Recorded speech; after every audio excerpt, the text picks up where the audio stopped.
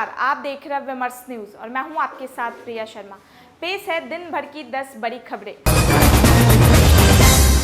प्रधानमंत्री नरेंद्र मोदी ने अलीगढ़ में राजा महेंद्र प्रताप सिंह विश्वविद्यालय का शिलान्यास किया। प्रधानमंत्री नरेंद्र मोदी ने कहा कि कल तक जो अलीगढ़ तालों के जरिए घरों और दुकानों में की रक्षा करता था, अब वो देश की सीमाओं की रक्षा करेगा। यहाँ आने वाले समय में ब्रह्मोस मिसाइल का निर्माण होगा। पीएम मोदी ने कहा कि अलीगढ़ में रक्षा उत्पादन से जुड़े उद्योगों को स्थापित करने के लिए 9,000 करोड़ रुपए का निवेश किया जाएगा। उन्होंने कहा, आज जिस विश्वविद्यालय का शिलान्यास हुआ है वो आधुनिक शिक्षा का एक बड़ा केंद्र तो बनेगा ही, साथ ही देश में रक्षा से जुड़ी पढ़ाई, रक्षा उत्पादन से जुड़ी तकनीक और मैन पावर बनाने वाला सेंटर भी बनेगा। 3 तलाक के 9 साल बाद दोस्त के साथ हलाला कराने X5 के घर पहुंचा AIMIM के पूर्व नेता। बता दें, देश में ट्रिपल तलाक कानून लागू होने के बाद भी मुस्लिम महिलाओं पर अत्याचार रुकने का नाम नहीं ले रहा। 9 साल पहले अपनी पत्नी से तलाक ले चुका पति अपनी दोस्त को लेकर महिला के घर पहुंच गया और उस समय हलाला करने का दबाव बनाने लगा। इसके साथ ही आरोपी ने हलाला न करने पर जान से मारने की धमकी भी दे डाली। किसान बिल के विरोध में दिल्ली समेत अन्य बॉर्डर पर बैठे किसानों द्वारा रोड जाम करने के मामले में NHRC ने उत्तर प्रदेश, दिल्ली, हरियाणा, राजस्थान के मुख्य सचिव को नोटिस भेजा गया। NHRC ने किसानों के प्रदर्शन को लेकर कई बड़ी इंडस्ट्री समेत 900 माइक्रो इंडस्ट्री की शिकायत पर यह कार्रवाई की है।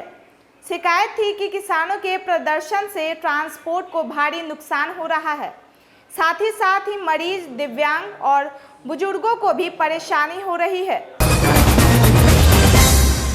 राज्य भर में नगर निगम कर्मचारियों के हड़ताल से राज्य की सफाई व्यवस्था चरमरा गई है।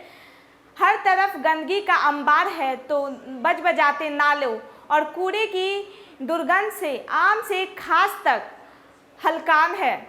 और उधर हाईकोर्ट ने आदेश दे दिया है हड़ताल खत्म होने का। नगर निकाय कर्मचारियों की हड़ताल आज खत्म हो सकती है। नगर विकास के प्रधान सचिव ने हड़ताली कर्मचारियों को अंतिम दौर की बैठक के लिए बुलाया है। बताते चले कि पिछले शनिवार को हुई बैठक बेनतीजा रही थी, लेकिन एक बार फिर बातचीत का रास्ता खुला है। मंगलवार को हाईकोर्ट ने हड़ताल खत्म कर देने का आदेश दे दिया है। लोजपा नेता चिराग पासवान और उनके भाई एवं सांसद प्रिंस राज की मुश्किलें बढ़ती जा रही है। बता दें, प्रिंस राज के खिलाफ दिल्ली में रेप के एक मामले में FIR दर्ज की गई। इसमें चिराग पासवान का भी नाम शामिल है। सांसद प्रिंस राज के खिलाफ कनॉट प्लेस पुलिस स्टेशन में मामला दर्ज किया गया है। प्राथमिकी में लोजपा नेता चिराग पासवान का भी नाम है। चिराग पर आरोप लगाया गया है कि उन्होंने पीड़िता को धमकी दी थी। इसके अलावा उन्होंने अपने चचेरे भाई प्रिंस के खिलाफ कार्रवाई में देरी करने की साजिश रची थी। दिल्ली पुलिस ने 3 महीने पहले एक महिला की शिकायत के आधार पर लोजपा सांसद प्रिंस राज के खिलाफ FIR दर्ज की है। बिहार के पूर्णिया जिले में अपराधियों का हौसला काफी बुलंद नजर आ रहा है।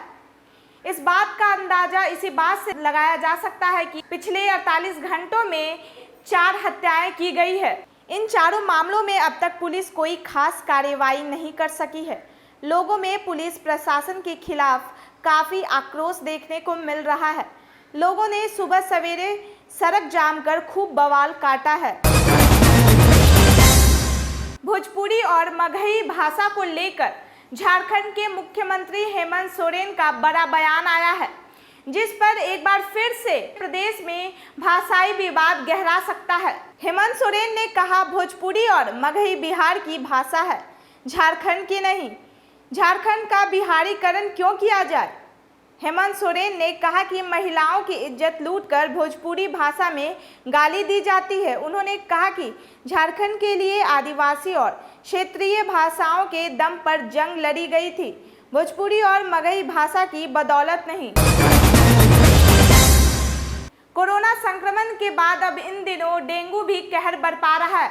हैरानी और चिंता की बात तो ये है कि कोरोना वायरस की तरह ही डेंगू भी रूप बदल रहा है। जबलपुर में डेंगू के नए स्ट्रेन ने दस्तक दी है। इसने सबकी चिंता बढ़ा दी है। जबलपुर में अब तक डेंगू के 410 मरीज मिल चुके हैं और मिस्ट्री फीवर के मरीजों की तादाद हजारों में है। जोमेटो के को फाउंडर गौरव गुप्ता ने अचानक अपने पद से इस्तीफा दिया है। बता दें, गौरव गुप्ता के जोमेटो छोड़ने की खबर आते ही उनकी कंपनी की शेयर गिरने लगी है। 2015 में जोमेटो में शामिल हुए गुप्ता को 2018 में उन्हें कंपनी का चीफ ऑपरेटिंग ऑफिसर बनाया गया था। वह आईपीओ के लिए कंपनी का चेहरा थे, जो निवेशकों और मीडिया के साथ प्रमुखता से चर्चा में शामिल थे। देश में कोरोना के केसों में थोड़ी कमी आई है। बता दें, पिछले 24 घंटों में 25,404 नए मामले सामने आए हैं। वहीं 24 घंटों में लगभग मौतें 339 हुई है, जिसके बाद देश में कोरोना के कुल मरीजों की संख्या अब 3,32,89,579 हो गई है। जबकि इस दौरान 339 मरीजों की मौत के बाद संक्रमण से मरने वालों का आंकड़ा 4,43,213 पर पहुंच गया है। केंद्रीय स्वास्थ्य मंत्रालय ने बताया कि देश में कोरोना वायरस के एक्टिव मरीज अब घटकर 3.62 लाख हो गए हैं। ऐसे ही लेटेस्ट अपडेट के लिए बने रहिए विमर्श न्यूज़ के साथ। अगर आपने हमारा यूट्यूब चैनल अब तक सब्सक्राइब नहीं किया है तो जल्द सब्सक्राइब करें और बेल आइकन को दबाना ना भूलें। धन्यवाद।